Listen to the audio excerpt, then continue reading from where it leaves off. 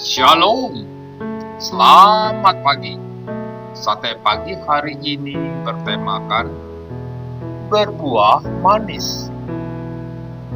Adapun firman Tuhan terambil dari Kejadian pasal 27 ayat 40. Engkau akan hidup dari pedangmu, dan engkau akan menjadi hamba adikmu. Tetapi akan terjadi kelak, apabila engkau berusaha sungguh-sungguh, maka engkau akan melemparkan kuk itu dari tengkukmu. Anda pernah mendengar tas tangan merek Robita? Tas Robita begitu populer di Jepang. Bahkan kabarnya menjadi idaman semua kalangan sosialita di negara Sakura itu. Orang yang berada di balik dapur tas merek Robita adalah Sani Kamengmo, pemuda asal Nusa Tenggara Timur, NTT.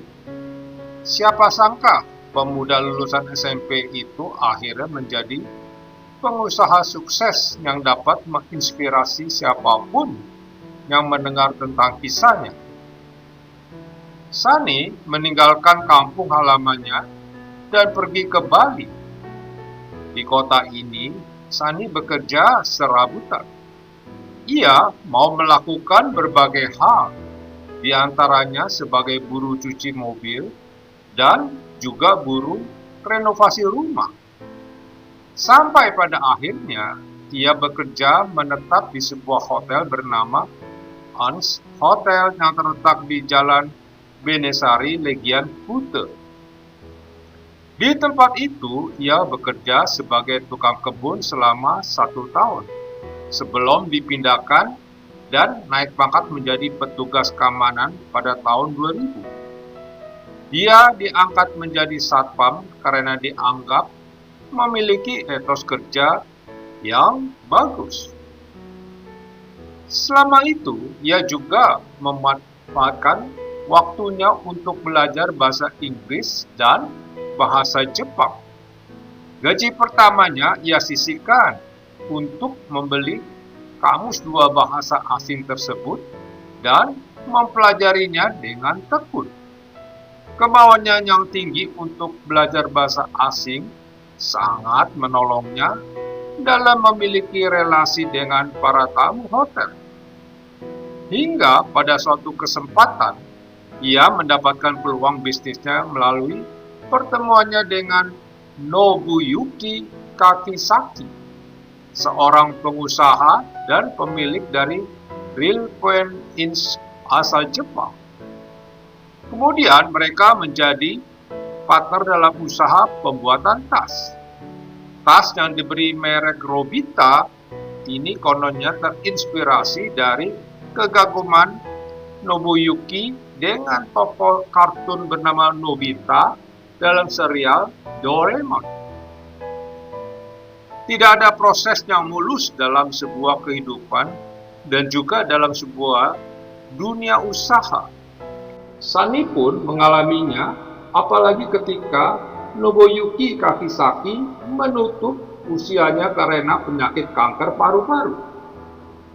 Tetapi Sani tetap maju dengan semangat. Saat itu usahanya sudah berkembang. Tercatat sejak tahun 2006 hingga 2012, rata-rata penjualan dari tas Robita di Jepang dapat mencapai 25-30 miliar rupiah setiap tahunnya. Tetapi akan terjadi kelak apabila engkau berusaha sungguh-sungguh, maka engkau akan melemparkan kuk itu dalam tengkukmu. Nasihat ini diberikan Ishak kepada Esau. Jika berusaha dengan sungguh-sungguh, maka dia akan dapat mengubah hidupnya.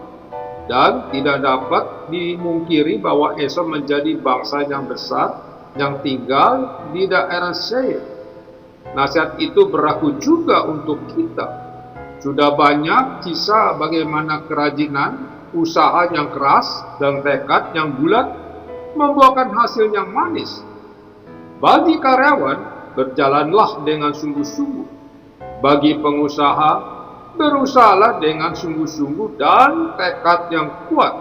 Dan lihatlah hasil yang baik yang akan kita petik. Amin. Mari kita berdoa. Bapa Surgawi, aku ingin mengerjakan dengan sungguh-sungguh pekerjaan dan usahaku. Tetapkan hatiku untuk terus maju, walaupun banyak tantangan. Di dalam nama Tuhan Yesus, aku berdoa. Amin.